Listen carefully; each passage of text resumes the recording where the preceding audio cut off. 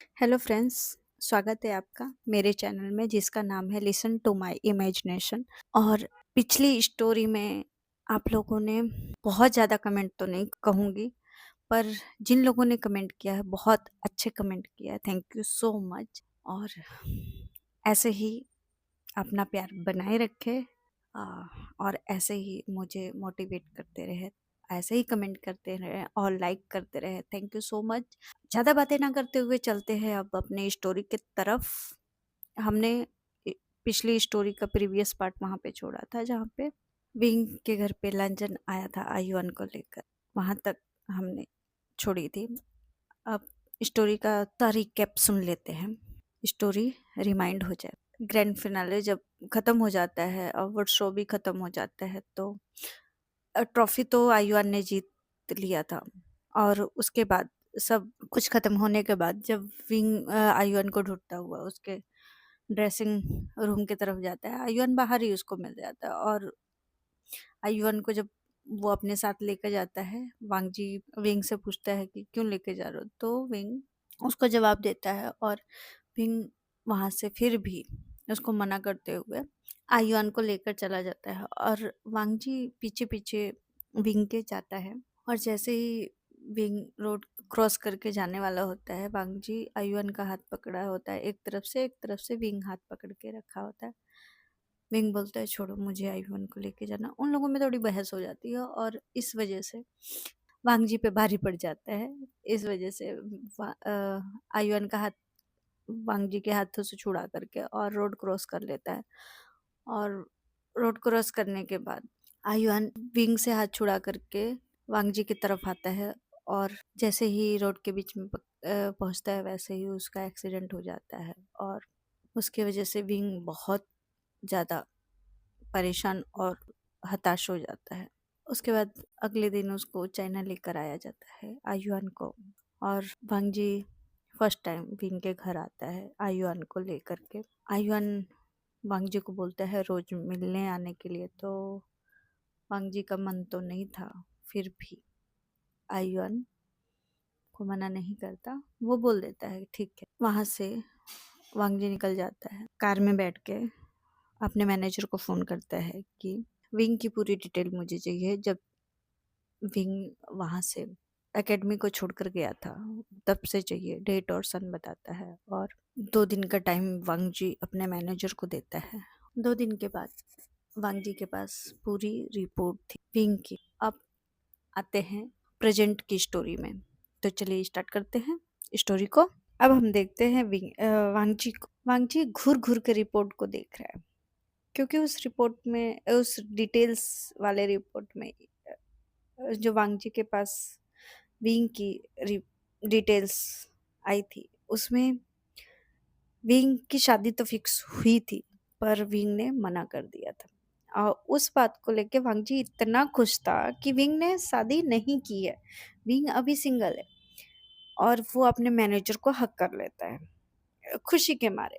कहता पता है अंकल, विंग ने शादी नहीं की है, आई एम सो हैप्पी। पर मैनेजर को तो पता है कि शादी नहीं की है, आई नो, पर बच्चा तो उनके मन में जो चल रहा था। भांगजी जैसे ही उनका हक ब्रेक करता है, वैसे ही मैनेजर बोलते हैं बाबा, अगर विंग बाबा ने शादी नहीं की है तो बच्चा कैसे है?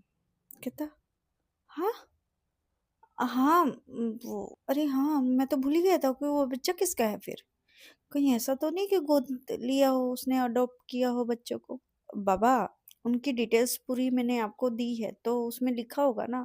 कहता हाँ हाँ, मैं तो एक्साइटमेंट में भूल ही गया था कि उसकी आगे की डिटेल्स भी मुझे पढ़नी है। और वांगजी फिर से पढ़ना चालू करता है। और जैसे जैसे जैसे जैसे वो पढ़ रहा है, वो उसकी आंख फटी जा रही है, फटी जा उसका दिमाग, वांगजी का दिमाग पूरा सुन्न हो गया कि ऐसा भी हो सकता है, ऐसा भी हो सकता है। और वांगजी का हालत ऐसा था, आप इमेजिन करो, किसी ऐसी चीजों को देख करके आप शॉक हो जाते हो, पल के झपकाना भूल जाते हो। तो वांगजी का ऐसा रिएक्शन ही था। फाइल उसके सामने, उसको फाइल का अक्षर दिखाई नहीं दे रहे, ब्लैंक हो गया पूरा फाइल। वो बिल्कुल माइंड में प्रोसेस ही नहीं कर पा रहा, उसको बाहर की आवाज़ें सुनाई नहीं दे रही है, कुछ समझ में नहीं, बल्कि झपकाना भूल गया है। बस वो बैठा है, अपनी चेयर पे बैठा है, उसका फ़ोन बज रहा है। मैनेजर देखते हैं फ़ोन बज रहा है, तो वो बोलते हैं, "बाबा, आपका फ़ोन बज रहा है।" वांगजी कोई रिप्लाई नहीं दे। 3 बार मैनेजर ने बुलाया है, तीनों बार कोई आंसर नहीं मिलता उनको। In the end phone cut हो जाता है बज-बज के। वांगजी को सुनाई ही नहीं दे रहा है। मैनेजर बुला-बुला के थक गए। अब मैनेजर ने क्या किया, चौथी बार मैनेजर ने वांगजी को कंधों से पकड़ के हिलाया। वो होश में आया, कहता, "हाँ, हाँ अंकल बोलिए।" तो बाबा आपका फ़ोन बज रहा था, कट गया फ़ोन। और क्या हुआ है, आप इतने शॉक क्यों हैं? कहता, अंकल वो अ, अंकल वो मुझे डॉक्टर से बात करना है। कहते, क्यों आपकी तबीयत ठीक है? कहता, हाँ मेरी तबीयत ठीक है, आप प्लीज़ फैमिली डॉक्टर से बात करवाइए ना। तो मैनेजर कहते हैं, ठीक है पापा। वो तुरंत फैमिली डॉक्टर से बात करवाते हैं वांगजी की। वांगजी जो उनसे क्वेश्चन पूछता है, मैनेजर के कान लाल, उनके तो सर से पसीना सर पे पसीने आ गए हैं और पूरे हाथ पैर सब काँप रहे हैं। तो डॉक्टर बोलता है, हाँ, ये पॉसिबल हो सकता है। अच्छा, ठीक है। और कितने केसेस हो सकते हैं अगर चाइना की बात करूँ तो? मे बी 5% तक, ज़्यादा नहीं, बहुत कम होता है, बहुत रेयर होता है ये चीज़ तो। या फिर कह सकते हैं कि 4th या 3% तक भी हो सकता है। अच्छा, अब वांगजी फ़ोन कट कर देता है, मैनेजर को बोलता है अपने, अंकल, मैनेजर शॉक। वांगजी, अब मैनेजर की बारी थी। मैनेजर को वांगजी बोलते हैं, अंकल, अंकल। तो कहते हैं, हाँ, हाँ बाबा बोलिए। अंकल मुझे जो चाइना का टॉप 10 डॉक्टर्स, टॉप 1 में आता है या फिर टॉप 10 डॉक्टर्स में है, उनको फ़ोन कर। तो मैनेजर करते हैं, अपने माथे का पसीना पोंछते हुए कहते हैं, आपको क्या हुआ? कहते हैं, कुछ नहीं हुआ। उनको फ़ोन करता है, मैनेजर फ़ोन करते हैं उनको डॉक्टर। तो डॉक्टर को जब वांगजी पूछता है उनसे, तो कहते हैं, हाँ, हो सकता है। तो आंकड़े पूछते हैं कि चाइना में कितने आंकड़े हो सकते हैं, इस सब चीज़ों का कितनी पॉसिबिलिटी हो सकती है, तो वो भी वही बताते हैं कि 5 या फिर 4, 3। वांगजी पूछता है कि आपने अपनी डॉक्टर की वाली जर्नी में कितने पेशेंट्स को ऐसा देखा है? कहते हैं, 3, 2 या 3, याद तो नहीं है, पर हाँ, है, रेयर होते हैं तो बहुत कम ऐसा होता। और इस बीच में ये सब पूछताछ करने के बीच में वांगजी का फ़ोन 2 बार बज के बंद हो चुका। अब वांगजी को कोई जो डॉक्टर्स के आंसर थे ना, वांगजी को ऐसा लग रहा था कि वो उसपे संतुष्टि नहीं है। वो जो आंसर दे रहे हैं, वो क्वेश्चन का आंसर दे रहे हैं डॉक्टर्स, वो वांगजी उन सब चीज़ों से संतुष्ट नहीं हो पा रहा है। तो वांगजी ने बोला, अंकल मुझे अमेरिका का डॉक्टर से बात। हाँ बाबा, अभी? तो कहता, हाँ अभी। वांगजी फोन पे बात करता है, उन्होंने भी बोला कि हाँ है ऐसा। वांगजी ने बोला, वो कैसे है? तो कहता है, हाँ होता है, रेयर होता है, पर है ऐसा। वांगजी अब उसको बिलीव हो गया था कि एक डॉक्टर गलत बोल सकता है, 2 डॉक्टर बोल सकते, तीनों के 3 डॉक्टर तो गलत नहीं बोल सकते। सेम क्वेश्चन, सेम आंसर है, सेम क्वेश्चन है, तो कुछ आंसर में कोई कोई डिफरेंस ही नहीं है।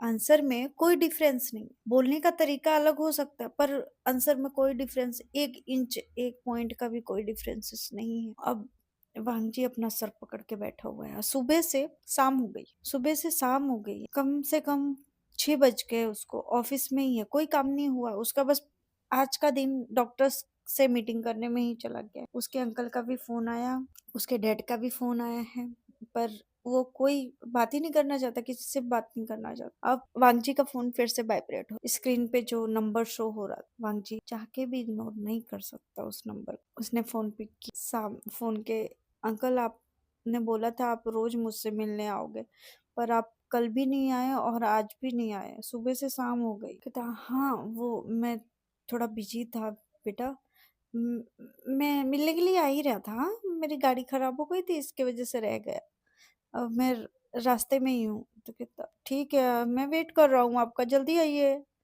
कहता, ओके बेटा। वांजी ये कह के फोन रख देता, और वांजी को भी नहीं पता कि उसने ये वाला झूठ। फोन कट होता है, तो वांग जी अपने मैनेजर से पूछते हैं, अंकल आपसे एक क्वेश्चन पूछूं? तो मैनेजर बोलते हैं, हाँ बाबा पूछिए। कहते हैं, अंकल अगर जिस हिसाब से ये डिटेल्स है या फिर रिपोर्ट है, अगर ये सच है तो विंग ने मुझसे झूठ क्यों बोला? कहते, बाबा शायद वो आपको बताना ना चाहते हो। वांग जी बोलते हैं, पर क्यों? तो कहते, बाबा शायद कोई मजबूरी रही हो। कौन सी मजबूरी अंकल? कौन सी मजबूरी बताइए? मैनेजर बोलते हैं, बाबा शायद वो आपसे प्यार ना करते हो, और ये चीजें बहुत, एक इंसान के लिए बहुत डिफिकल्ट होती है चीजें। समझिए आप बात को। जिस हिसाब से आप उनसे एक्सपेक्ट करते हैं, उस हिसाब से वो भी तो अपनी लाइफ के लिए कुछ, वो भी तो किसी से एक्सपेक्ट करते होंगे। उनकी भी तो कोई सपने होंगे, है ना? जिस हिसाब से आपके सपने थे, उस हिसाब से उनके भी तो सपने रहे होंगे। और उस बीच में सब, पूरी उनकी दुनिया पलट गई, तो वो क्या करते, क्या करे? शायद आपसे प्यार ही ना करते हो। और ये चीजें, हाँ अंकल, पर एक बार मुझसे बताना तो चाहिए था। तो मैनेजर बोलता, बाबा आपको बताते तो क्या हो जाता? अंकल मुझे कुछ समझ में नहीं आ रहा। तो मैनेजर बोलते हैं कि तो रहने दीजिए ना, क्यों इतना समझना है? जो पीछे की चीजें हैं पीछे छोड़ दीजिए। अभी जो चल रहा है वो उसके साथ चलिए। अब आप विंग बाबा से पूछ सकते हैं कि क्यों, कैसे, किस लिए, सब वो बता लेंगे। अब बताएंगे आपको, आप मिलिए, बात करिए। अपने बारे में ही मत सोचिए बाबा, उनके बारे में भी सोचिए, उन पे क्या बीती होगी। वो तो अकेले थे, आप पूरी फैमिली के साथ थे। सोचिए जरा। वांग जी बोलते हैं, अंकल एक बात पूछूं फिर से? कहता, हाँ बाबा पूछिए। कहते, आप कब से इतना फिलोसफर हो गए? तो कहते, बाबा मैं फिलोसफर नहीं हूँ, वो एक्चुअली मुझे पता है। तो कहते, कैसे पता है? कहते हैं, बाबा मैं भी किसी से प्यार करता था। तो अच्छा, आपको देख के ऐसा तो नहीं लगता है? आंटी को बताना पड़ेगा लगता है। कहते हैं, वो आंटी ही थी, आंटी ही हैं जिससे मैं प्यार करता था। कहता, करते थे अब नहीं करते? तो कहता, बाबा ऐसी बात नहीं है, मैं अभी भी आपकी आंटी से बहुत प्यार करता हूँ। जिस हिसाब से, जिस हिसाब की आपकी सिचुएशन है ना, उसी हिसाब से मेरी सिचुएशन हो जाती अगर लास्ट मोमेंट में मैंने एक अच्छा या गलत डिसीजन नहीं लिया होता। तो कहता, वो क्या? मैंने आपकी आंटी से कभी बोला ही नहीं कि मैं उससे प्यार करता हूँ या फिर मेरे दिल में कुछ है उसके लिए, कभी नहीं।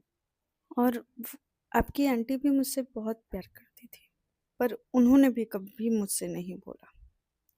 और आप जानते हैं कि लड़कियों का नेचर थोड़ा सा होता है शायद, आजकल की लड़कियां थोड़ी हैं बोल्ड, पर पहले की लड़कियां थोड़ी शाइनेस होती थी उन लोगों में। तो आपकी आंटी थी थोड़ी शर्मीली टाइप की, तो उन्होंने उन्होंने मुझे बिल्कुल भी नहीं बताया कि वो मेरे लिए क्या फील करती है। उनके बिहेवियर से मुझे कभी भी ऐसा नहीं लगा। मैंने भी कुछ नहीं बोला। और वो टाइम था मेरे कॉलेज के दिनों की बात है, ये मेरे कॉलेज के दिनों की बात है, और लास्ट ईयर चल रहा था। और जैसे ही एग्ज़ाम का टाइम आया, 1 महीने ही बचे थे एग्ज़ाम में, वैसे ही मुझे पता चलता है कि उनकी शादी फिक्स हो गई है। और मेरे दोस्तों ने बोला कि बता दो कि तुम उससे प्यार करते हो। मैंने कहा कि नहीं, वो नहीं, मुझे नहीं प्यार करती है। वो मेरी तरफ देखती भी नहीं है। तो कहते नहीं ऐसा नहीं है, एक बार बोल के तो देखो। तो कहते अगर रिजेक्ट कर दिया तो ये रिजेक्ट मैं सह नहीं पाऊंगा। तो कहते अच्छा, तुम ये रिजेक्शन सह नहीं पाओगे कि तुमको रिजेक्ट कर दिया। और उसकी शादी फिक्स हो गई है। 1 महीने के बाद जैसे ही वो एग्जाम क्लियर करेगी उसके अगले दिन ही उसकी शादी है। एग्जाम खत्म होगा उसके अगले दिन ही शादी है। क्या करोगे तुम? मेरे दोस्तों ने बहुत समझाया, फिर भी मैंने कुछ समझा नहीं, मुझे कुछ समझ में नहीं आया। ऐसे ही दिन जाते गए और वो दिन था एग्जाम में। 2 दिन बचा था, एग्जाम खत्म होने को 2 दिन बचा था। फिर से मेरे दोस्तों ने बोला, जिस दिन शादी हो रही थी, जिस दिन शादी का दिन था, उसका शादी दोपहर को थी और मैं सुबह ही 5 बजे उसके रूम में, मेरे दोस्तों ने उसके खिड़की से चढ़ा दिया मुझे। और 5 बजे जाकर वो सो रही थी, मैं उसके खिड़की से बेडरूम में घुसा और उसको मैंने प्रपोज किया, उसको बताया मैंने। और आपकी आंटी ने कुछ नहीं बोला उस वक्त, कुछ भी नहीं बोला। बस इतना बोला कि मैं सोच के बताऊंगी। बस इतना बोला कि देखो, आज मेरी शादी है, तमाशा नहीं करो और जैसे आए थे वैसे चले जाओ, वरना मेरे डैड पकड़ लेंगे तो बहुत तमाशा हो जाएगा और शायद पुलिस में भी दे सकते हैं। तो मैं डर गया था थोड़ा और मैं वापस जैसे गया था वैसे ही आ गया। मेरे दोस्त लोग मुझे उसकी शादी में लेकर गए। मैं जाना नहीं चाहता था, फिर भी वो लेकर गए, पता नहीं क्यों। वो स्टेज पे थी। वो दिन अभी तक सोचता हूँ तो डर जाता हूँ। सीरियसली मैं डर जाता हूँ। कहते ना कि मौत को टक से छू के वापस आना, वैसा मेरी हालत थी उस टाइम। मेरी जान हलक में आ गई थी। उसको किसी और के सामने खड़ा होते हुए भी नहीं देख सकता। वो स्टेज पे खड़ी है, जिसकी उससे शादी होने वाली है, उसके सामने प्रिस्ट ने बोला, जो शादी करवा रहा था प्रिस्ट, पंडित, उसने बोला कि आप एक दूसरे को रिंग पहनाइए। वो स्टेज पे खड़ी है, जिसकी उससे शादी होने वाली, उसके सामने। जैसे ही आपकी आंटी के हाथ में रिंग आई लड़के को पहनाने के लिए, वैसे ही आपकी आंटी मुड़ी और वो स्टेज से नीचे उतर के आती है। और हम लोग जहाँ पे खड़े थे, मैं से तो रुका भी नहीं जा रहा था, मेरे हाथ पैर बिल्कुल कांप रहे थे। वो तो मेरे दोस्तों ने मुझे सहारा देकर खड़ा किया हुआ था, वरना मैं 1 सेकंड वहां पे नहीं रुकता। और मेरे आंखों से आंसू बह रहे थे। लिटरली मैं आपको बता रहा हूँ कि मेरे आंखों से आंसू बह रहे थे और मैं कोने में खड़ा था। आपकी आंटी वहां पे चल के आती है और सब लोग उनको देख रहे हैं, और कैसे देख रहे हैं मुझे नहीं मालूम। मैं तो बस आपकी आंटी को ही देख रहा था। और आपकी आंटी ने मेरा हाथ पकड़ा और जो उन्होंने रिंग पकड़ी हुई थी वो मेरी उंगली में डाली और मेरा हाथ पकड़ के स्टेज पे लेकर गई। और मैं बिल्कुल बिल्कुल शॉक। मेरा शरीर वहां पे था, पर क्या हो रहा है मुझे कुछ नहीं समझ में आ रहा। बस इतना पता था कि आपकी आंटी ने मेरे हाथ में भी रिंग पकड़ाई थी और अपने हाथों की मदद से ही अपने हाथ में पहना उन्होंने। मैं शायद पल के झपकाना भी भूल गया। होश तो तब आया नाइट के टाइम। और कब शादी हुई मुझे कुछ नहीं पता। वो तो नाइट में मुझे पता चला कि वो वेडिंग नाइट है आज मेरी। मैंने उस मेरी आंखों में आंसू थे। मैंने उसको गले लगा के वो भी बहुत रोई। बस एक कंप्लेन की थी उसने उस टाइम मुझे, कि तुमको बोलना तो चाहिए था ना मुझे। मैंने सॉरी भी बोला था उस दिन।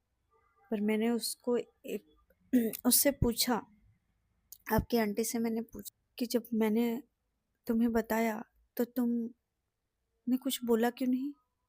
कहता, मैं नहीं चाहती थी कि तमाशा हो, और मैं खुद श्योर नहीं थी कि डैड मान जाएंगे।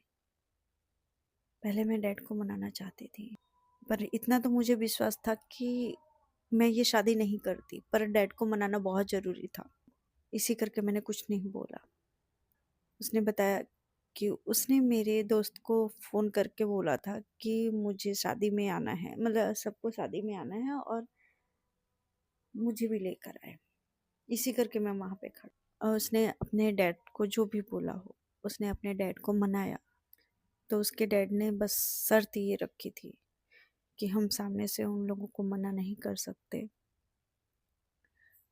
तुम ये कर सकती हो, अगर वो लड़का शादी में आया तो तुम उससे शादी कर सकती हो, क्योंकि बिजनेसमैन वाले लोग हैं तो बहुत थू-थू हो जाएगी। अगर तुम सामने से करोगी तो कोई प्रॉब्लम नहीं होगी।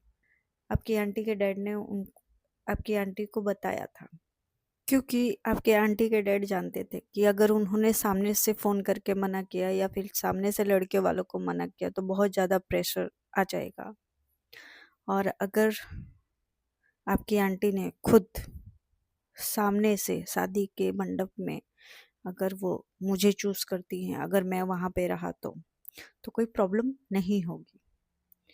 तो वो सेफली बच सकते हैं उन लोगों की नज़रों से, क्योंकि वो कुछ क्योंकि आपकी आंटी के डैड से काफ़ी रिच फैमिली से आते थे, इसकी वजह से। तो आंटी ने ये स्टेप चुना था। मुझे शॉक तो कर दिया था उन्होंने, पर मेरी एक बहादुरी ने उनका साथ मेरे लिए और मेरा साथ उनके लिए लास्ट मोमेंट पे मेरे हक में वो आई थी। एक वो दिन था और एक आज का दिन है। आज भी वो पागलों की जैसी हरकतें करती है, हर चीज़ पे मुझे शॉक ही कर देती है, कभी नहीं सुधरी वो। हम दोनों बुढ़े हो गए पर खुश हैं।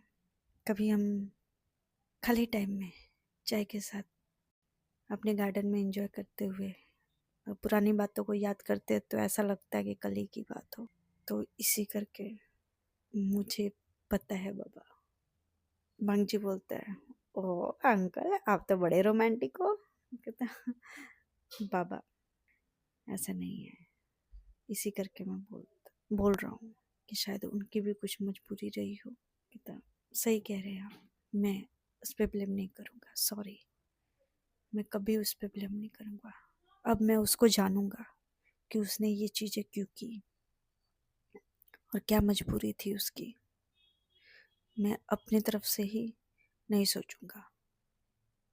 कहते हैं हाँ।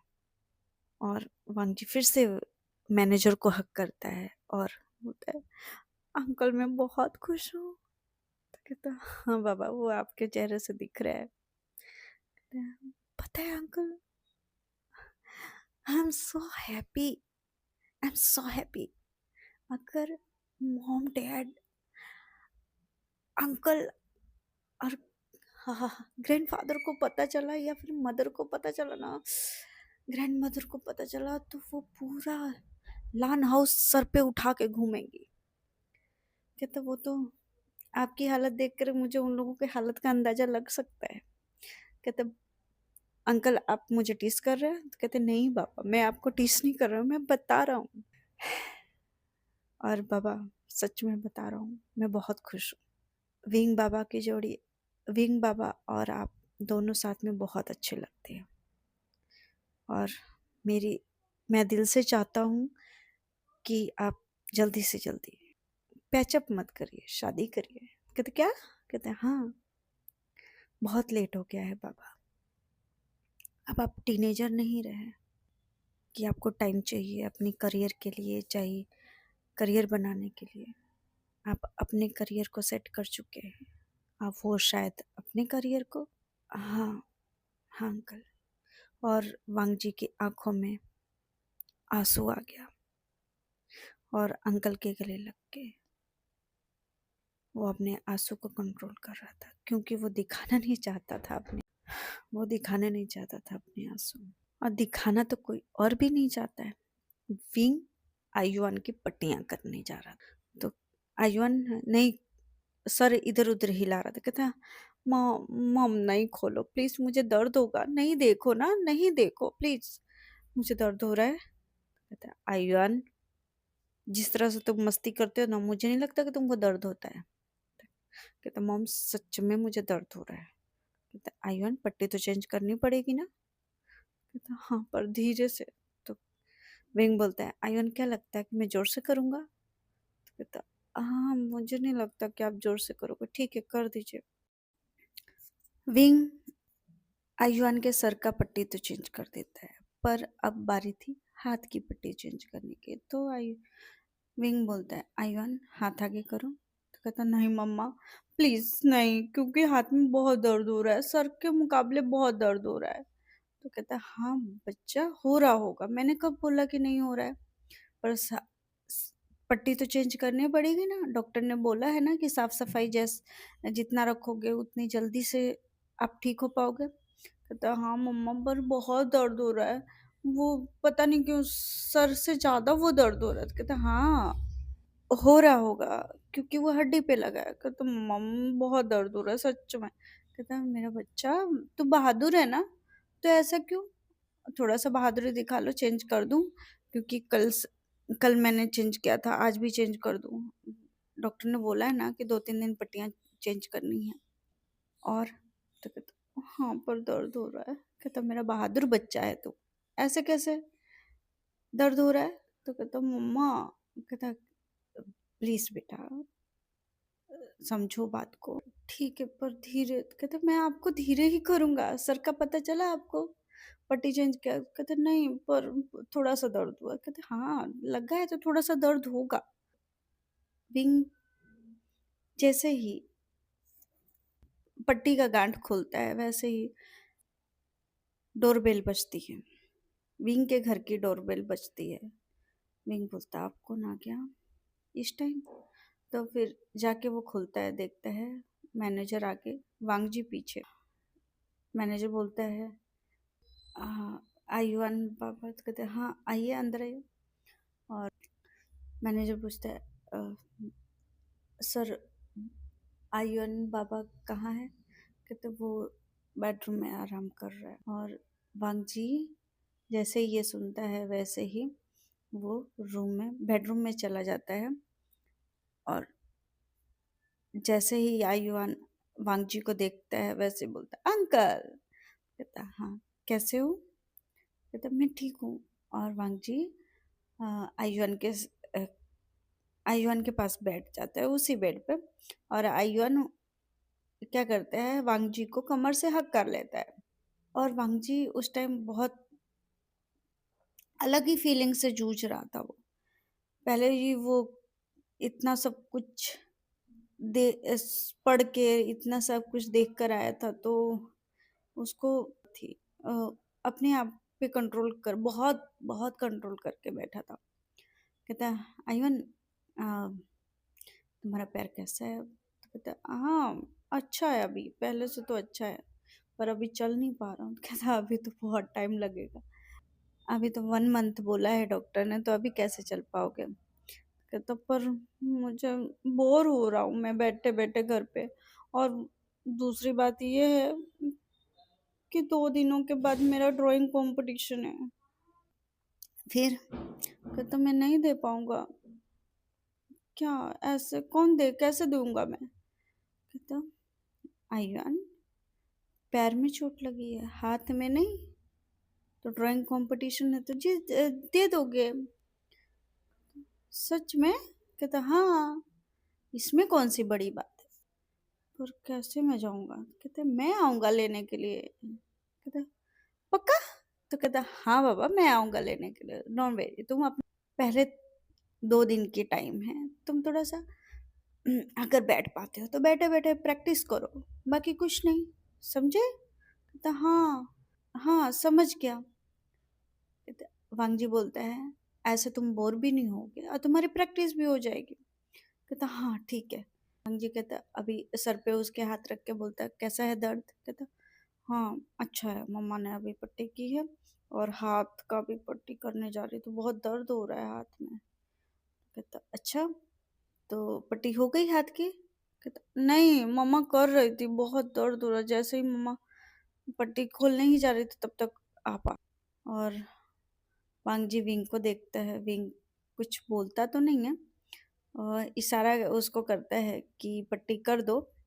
और वांग जी उससे बातें करते करते करते करते उसकी पट्टी चेंज हो जाती है। वो सी तक नहीं करता है लड़का और उसकी पट्टी चेंज हो जाती है पूरी। और वांग जी ये देख के मुस्कुराता है थोड़ा। कहता है आयुआन, मैं तुम्हारे लिए कुछ खाने का चीजें लेकर आया हूँ। कहता सच में? कहता हाँ, और कुछ टॉयज भी है। कहता पर मैं कैसे खेल पाऊंगा टॉयज से? कहता अरे जब ठीक हो जाना तब। और वांग जी कहता रुको मैं लेकर आता। वांग जी बड़ा सा टेडी बियर लेकर आता है उसके लिए और साथ में फ्लावर्स भी थे और कुछ स्नैक्स, कुछ चॉकलेट्स भी थे। कहता ठीक है, अब ये लो और ध्यान रखना अपना। कहता आप अब भी जा रहे हो? कहता हाँ, मुझे थोड़ा काम है तो मुझे निकलना पड़ेगा। ओके। कहता झिंगी भी नहीं आया। वांग जी बोलता है मैं झिंगी ने मुझे फ़ोन किया था तो मुझे खुद ही टाइम लग गया, मुझे लेट हो गया था इसके वजह से, सॉरी। झिंगी को मैं कल लेकर आऊँ या फिर झिंगी अकेले आ जाए? कहता हाँ ठीक है, मैं ड्राइवर को बोल दूंगा, झिंगी को आपको घर पे ड्रॉप कर देगा। ओके। कहता हाँ हाँ ठीक है ठीक है।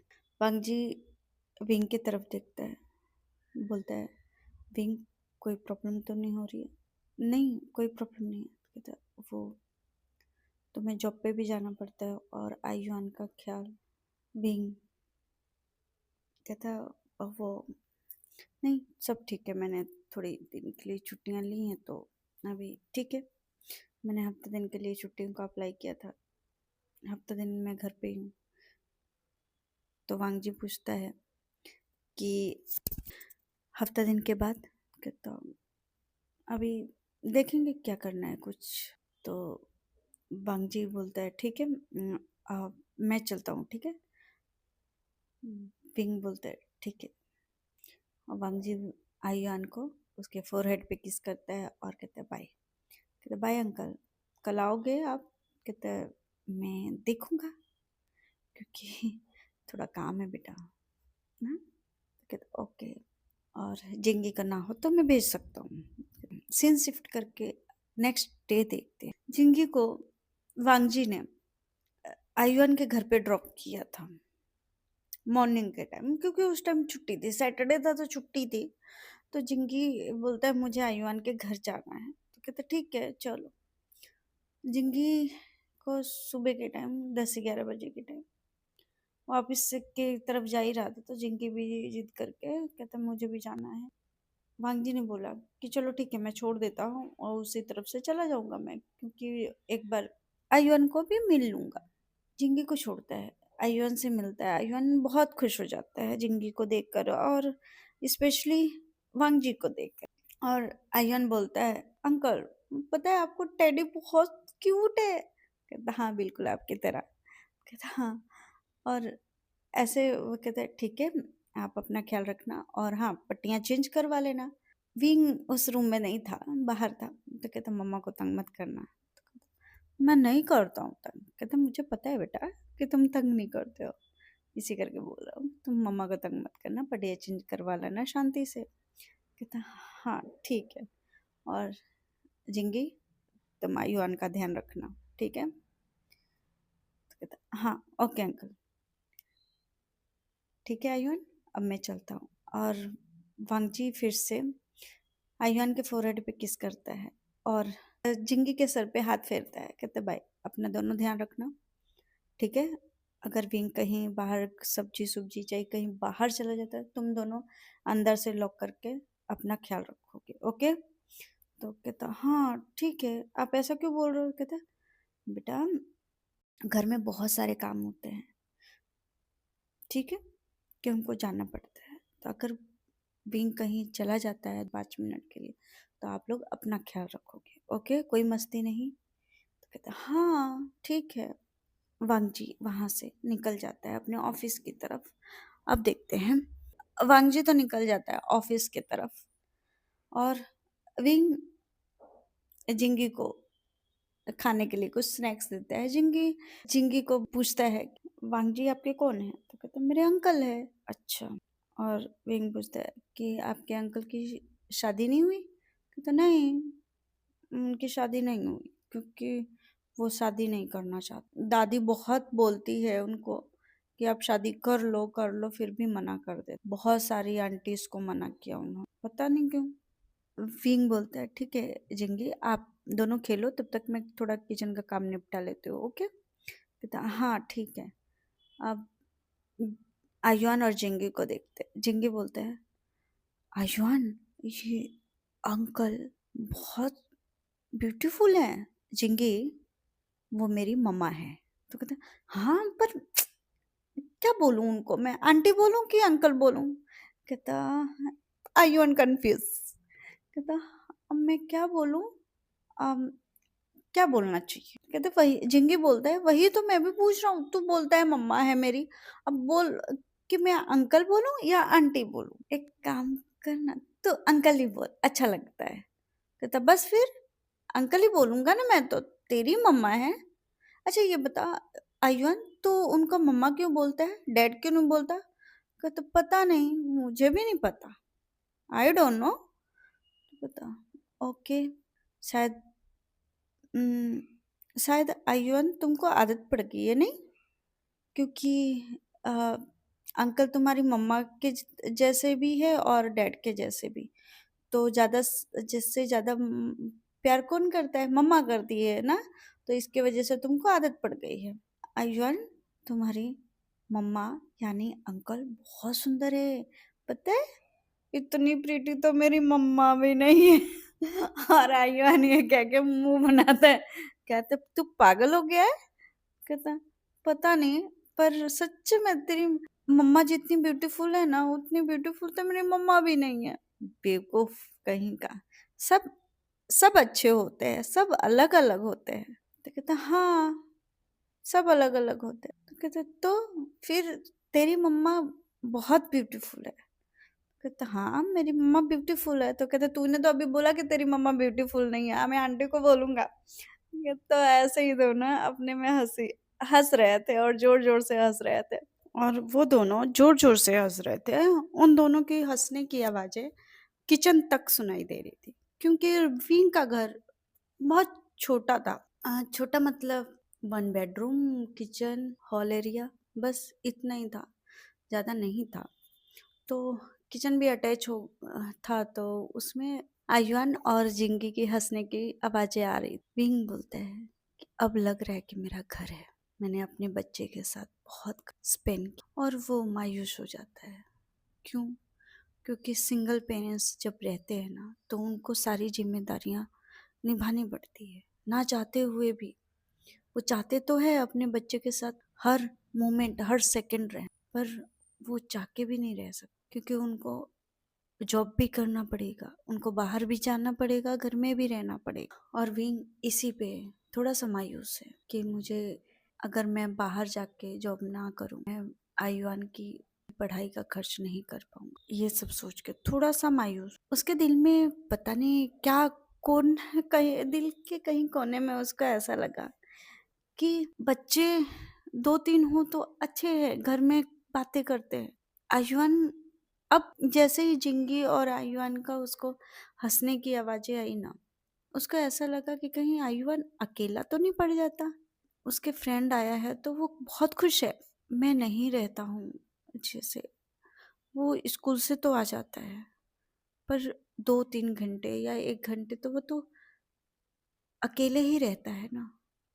उस बीच उसको बोरिंग तो नहीं लगता, उसको बोर तो नहीं होता है वो, ये सोच रहा था। का ध्यान तब टूटता है जब कुकर की सीटी बजती है। अब देखते हैं दोपहर का टाइम, दोपहर के टाइम तीनों बैठ के मस्त में लंच कर रहे थे। जिंगी बोलते हैं अंकल आपने ये जो डिश है ना बहुत अच्छी बनाई है। और जिंगी को थोड़ा स्वीट पसंद है, तो उसने स्वीट सा कुछ बनाया था, तो उसको बहुत टेस्टी लगा। कहता सच में जिंगी? कहता हाँ बहुत टेस्टी है, मम्मा भी बनाती हैं पर शायद ये टेस्ट नहीं होता है, पर मैं खा लेता हूँ। तो कहता अच्छा ठीक है, अभी अच्छा लगा तो जाते वक्त और लेकर जाना, मैंने बनाया है। कहता सच्ची में? तो कहता हाँ बाबा लेकर जाना। अंकल एक बात पूछूं? कहता हाँ पूछो। अ, अंकल आयुन चल नहीं सकता, तो हम उसको व्हील चेयर पे बिठा करके हम गार्डन में चल सकते हैं क्या शाम को? विंग बोलता है हाँ क्यों नहीं, हाँ जा तो सकते हैं। कहते आयुन बोर हो जाता होगा ना घर में बैठे बैठे, तो हम गार्डन में टहल के आते हैं, ठीक है? कहता हाँ ठीक है। विंग बोलता है "अ, आई जिंगी, वो एक्चुअली व्हील चेयर नहीं है घर में। कहते कोई बात नहीं, आधा घंटे में आ जाएगा। तो कहते वो कैसे? और वो जिंगी बहुत शैतान है, शार्प माइंडेड है, शैतान नहीं बोल सकते, शार्प माइंडेड है। उसको उसके मॉम ने फोन दिया था, वो ना मॉम को फोन करता है ना अपने डैड को फोन करता है, वो डायरेक्ट वांग जी को कॉल करता है। तो कहते जिंगी बेटा आप किसको कॉल कर रहे हो? तो कहते किसी को नहीं, आप रुको जरा। और कॉल उठाता है मैनेजर। हाँ बाबा बोलिए, कुछ प्रॉब्लम है? तो कहते नहीं अंकल को फोन दो। तो कहता अंकल मीटिंग में है बेटा। कहता फिर भी आप बोलो कि जिंगी का फोन है। तो कहता अच्छा ठीक है। और वो जाते हैं अंदर। सर, वहाँ पे बाबा तो नहीं कहते थे सबके सामने, तो कहते सर और जिंगी बाबा का फोन है। तो कहता अभी? तो कहता हाँ ओके। और वो सबसे एक्सक्यूज करके आता है। कहता हाँ जिंगी बोलो। कहता अंकल वो हम हाँ मैं अंकल और आयुन गार्डन में जाना चाहते हैं, पर आयुन चल नहीं सकता और आयुन को लेके जाने के लिए व्हील चेयर नहीं है, तो आप भिजवा देंगे? कहता हाँ ठीक है। तो और कुछ चाहिए? कहता नहीं बस इतना ही चाहिए। तो ठीक है। कहे कब तक? कहते आधा घंटा में। तो कहते ठीक है। और फोन कट करते कहे बाय। और वांगजी शॉक, बस इतना ही? इधर विंग शॉक कि जिंगी आ, आपने क्या किया? तो कहता मैंने मैंने तो अंकल को कॉल किया कि अंकल आयुन के लिए व्हील चेयर मंगवा ले। कहता पर बेटा आप मुझे बोले होते तो मैं लेकर आया होता। कहता अंकल आपको जाना पड़ता ना उतना दूर तक, इसी करके। आप बताओ उतना दूर तक जाते, फिर आप हमको छोड़कर जाते तो आपको भी अच्छा नहीं लगता, आपको दुकान पे जाना पड़ता। अंकल किसी को बोल देंगे तो वो घर पे पहुंचा देगा। और ऐसे ही वो लोग बातें कर ही रहे थे। और विंग कहता ठीक है आप लोग हो गया तो आप लोग एक काम करो कि आप लोग खेलो, अच्छा ये जो आप लोगों को कलरिंग वलरिंग करना है करो, तब तक मैं किचन में ये सब चीज़ें समेट लेता हूँ। कहता हाँ ठीक है। और ये सब घर के काम करते करते उसको 3 साढ़े 3 के जितना हो गया था। अब बारी थी आई1 की दवाई के। वो वहाँ का किचन और बाकी घर का काम समेटने के बाद आता है, आई1 को दवाइयाँ खिलाता है और जिंगी को भी बोलता है कि जिंगी बेटा आप भी आई1 के पास थोड़ा सा लेट जाओ, थोड़ा सा रेस्ट कर लो आप भी। तो जिंगी बोलता है ठीक है। और आई1 और जिंगी एक दूसरे के से स्टोरी पढ़ते पढ़ते बुक की, और वो दोनों सो जाते हैं। आयुआन को तो दवाई खिलाया हुआ था तो उसका था असर। इधर विंग को देख, विंग लैपटॉप पे कुछ काम कर रहा था क्योंकि इन लोगों को सोने के लिए छोड़ के लैपटॉप पे कुछ। और जैसे ही रूम में आता है देखता है दोनों एक दूसरे को कडल करके सोए हुए हैं। वो देख के मुस्कुरा जाता है और उन लोगों के ऊपर ब्लैंकेट को टक करके वापस हॉल एरिया में आता है और अपना जो भी काम था वो फिनिश करता है। और आधा घंटा के बाद उन लोगों का व्हीलचेयर आ गया था, क्योंकि वांगजी ने बोला था आधा घंटा, तो आधा घंटे में आ गया था। ये बच्चे सो रहे थे तो विंग ने किसी को डिस्टर्ब नहीं किया। अब देखते हैं 5 बजे, 5 बजे जिंगी की नींद खुलती है तो आयुआन को जगाता है। आयुआन उठो, हमको गार्डन जाना है। तो कहता हाँ। उठता है, उठता है तो जिंगी बोलता है चलें। तब पर हाँ, हाँ ठीक है, मैं अंकल को बुलाता हूँ। जिंगी अंकल विंग को बुलाता है। विंग उसको फ्रेश करवाता है, मुंह हाथ धोता है, उसका कपड़ा चेंज करवाता है, व्हील चेयर पे उसको बिठाता है और वो लोग गार्डन की तरफ निकल जाते हैं। अब देखते हैं गार्डन का सीन।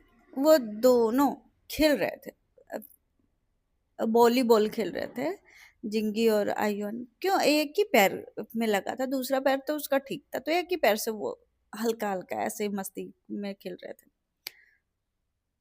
जिंगी बोलता है आयुन मुझे बहुत प्यास लग गई है। कहता हाँ मुझे भी प्यास लग गई है। और विंग को बोलता है कि मम्मा मुझे प्यास लग गई है। तो कहता हाँ ठीक है, मैं पानी लेकर आता हूँ। कहता मम्मा कुछ खाने के लिए भी। तो कहता ठीक है। और गार्डन में गार्डन के बाहर साइड कुछ फूड के शॉप थे, तो वहां पे जाता है। चीजें लेने के बाद कुछ फूड, कुछ खाने के चीजें, पीने के ड्रिंक्स वगैरह या पानी ड्रिंक्स वगैरह लेने के बाद अंदर जाता है। देखता है आयुआन और जिंकी है ही नहीं है। पूरे गार्डन में उसने देख लिया। गार्डन बहुत बड़ा नहीं था, जैसे छोटे बच्चे खेलते हैं उतना ही बड़ा था कि आराम से आदमी इंसान देख सकता है उस गार्डन में क्या है क्या नहीं। बीइंग परेशान, बहुत परेशान हो गया बीइंग, बहुत ज्यादा। सबसे पूछ रहा है, जितने बच्चे थे या फिर जितने बच्चों के पेरेंट्स थे, सबसे पूछ रहा है कि आपने कोई व्हील चेयर पे बच्चे को देखा है और उसके साथ एक और बच्चे को देखा है, क्योंकि दोनों बच्चे वहां पे नहीं थे। वो रोड के पास जाता है कि कहीं बाहर तो नहीं निकल गए। तो रोड पे तो थे ही नहीं, क्योंकि इतना मिच्योर थे दोनों कि वो बिना पेरेंट्स को बोले या फिर विंग को बोले वो नहीं जाते। इतना मिच्योर थे, अनमिच्योर बच्चे नहीं थे कि वो बिना बोले कहीं बच्चों की तरह, छोटे 2-3 साल बच्चों, 2 या फिर 1.5-2 साल के बच्चों की तरह वो लोग निकल जाते कहीं भी। नहीं, ऐसा नहीं था। वो रिस्पॉन्सिबल बच्चे थे। और कहते हैं ना कि बच्चों को जैसे गाइड करोगे वैसे बच्चे, जैसे ही आप बच्चों को रखते हो वैसे बच्चे होते हैं। तो विंग ने बहुत अच्छे से आयुआन को संभाला था। तो आयुआन बहुत मेच्योर था, अपने उम्र से 2 साल ज्यादा वो मेच्योर। तो विंग को पता है कि वो मेरा बच्चा नहीं बाहर कहीं निकला है, फिर भी वो अपने तसल्ली के लिए वो इधर उधर भाग रहा है, इधर उधर घूम रहा है। पूरा जितना भी गार्डन का एरिया से लगता है रोड था ना, सब पे देखा। गार्डन में वापस जाके 3 से 4 बारी उसने गार्डन में सर्च किया। गार्डन छोटा था, छोटे छोटे बच्चों को खेलने लायक था और घर के पास ही था। इसी करके वो भीम का हालत खराब। भीम को ऐसा लग रहा कि उसको पैनिक अटैक आ रहा है। भीम बैठ गया। गार्डन में सीट लगाया जाता है बैठने के लिए, सिटिंग एरिया, वहां पे बैठ गया। पानी का बोतल उसके हाथ में था। उसने फटाफट ढक्कन खोल के पहले तो पानी पिया, अपने आप को रिलैक्स किया कि भीम शांति, कुछ नहीं होगा उसको, शांति। क्योंकि विंग यहाँ पे कुछ भी पैनिक होता है या फिर पैनिक का शिकार होता है तो बच्चे उसके रह जाएंगे। वो ढूंढेगा कैसे, क्योंकि उसके साथ कोई नहीं है कि उसको कुछ हुआ तो उसको संभाल लेगा। विंग को उन दोनों को ही संभालना था। और विंग को अपने आप को भी संभालना था और आयुआन को भी संभालना था। इसी करके विंग अपने आप को ही समझा रहा है कुछ नहीं हुआ है, कुछ नहीं हुआ है, नॉर्मल है, इधर ही उधर कहीं गया होगा। और जैसे ही इन सब चीजों में 7 बजने के आसपास में था, 7 बज के थे, वैसे ही पांगजी ने विंग को कॉल किया। पहले तो आयुआन को कॉल किया होगा, आयुआन का फोन स्विच ऑफ। वांगजी ने फोन विंग को किया तो विंग ने फोन को उठाया। तो कहता विंग तुम कहाँ हो, तुम्हारे घर पे हूँ, तो तुम्हारे घर पे लॉक लगा हुआ है।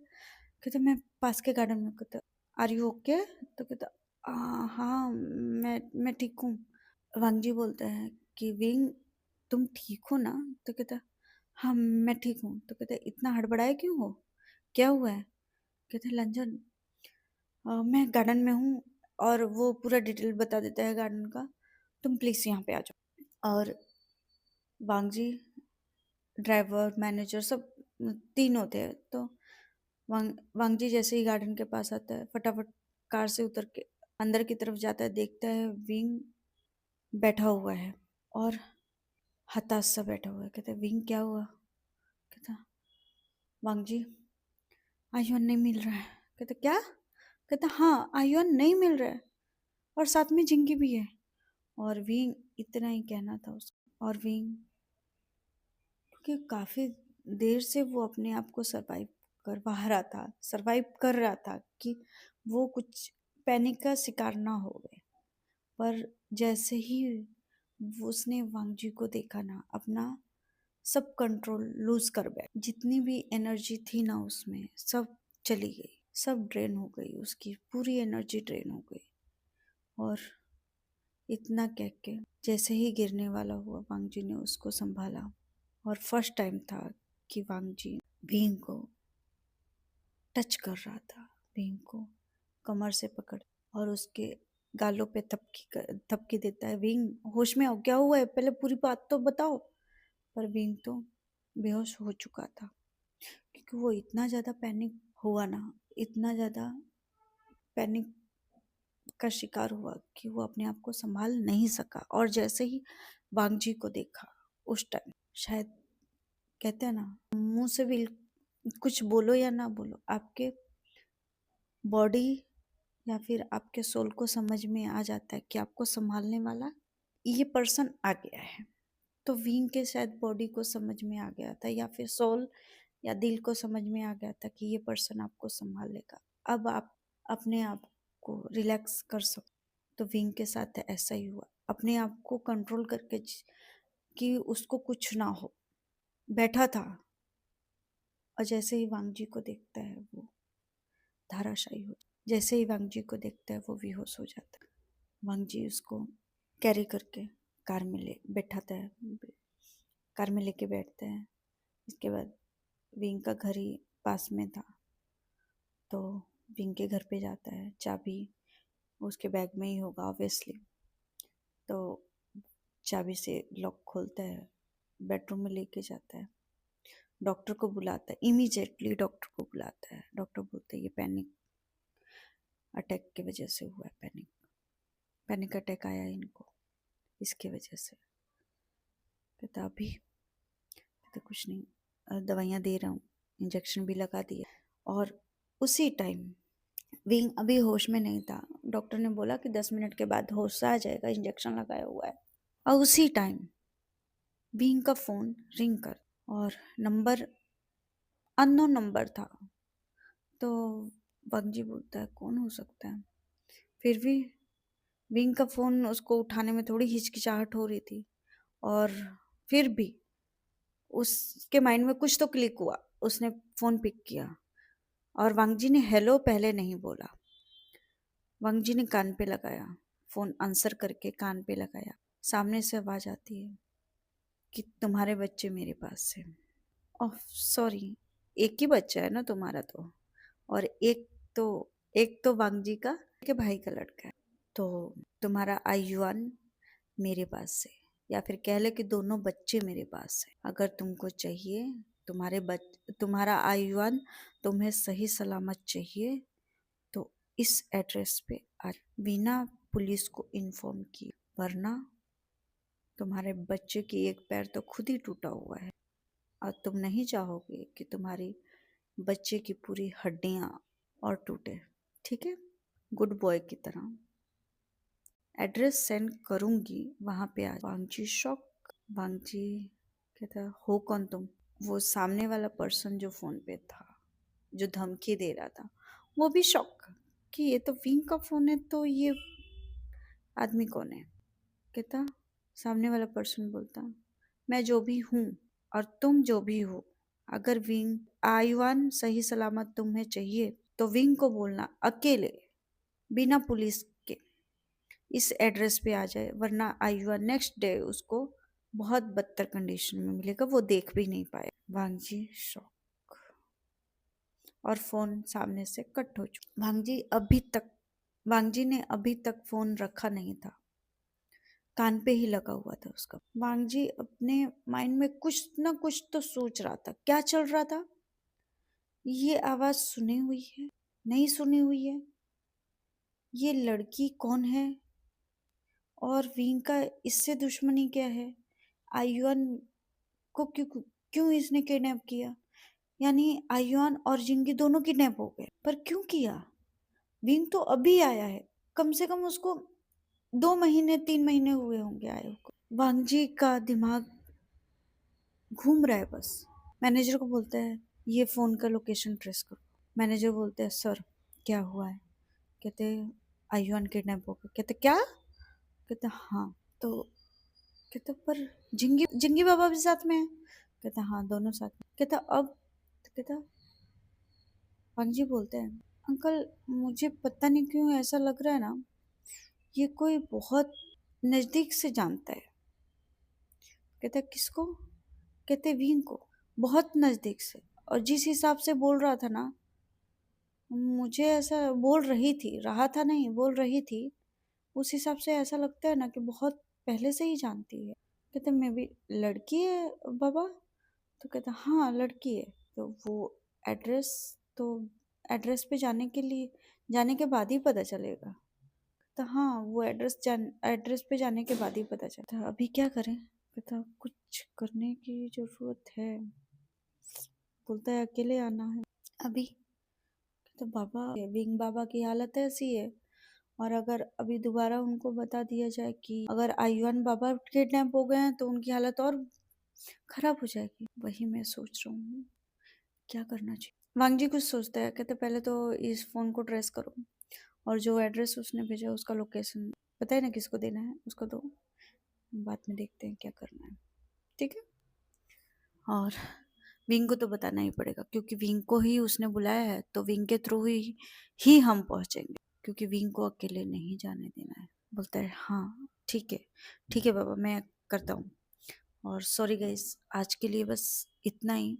मैंने सोचा था कि ये पार्ट ज़्यादा से ज़्यादा कवर कर लूँ पर बहुत टाइम हो गया है, तो सॉरी। प्लीज़ लाइक कमेंट तो करिए, सब्सक्राइब भी नहीं हो रहा है। लाइक कमेंट करिए कि आपको स्टोरी कैसी लगी है, कैसी लग रही है। अपना ख्याल रखिए, मिलते हैं नेक्स्ट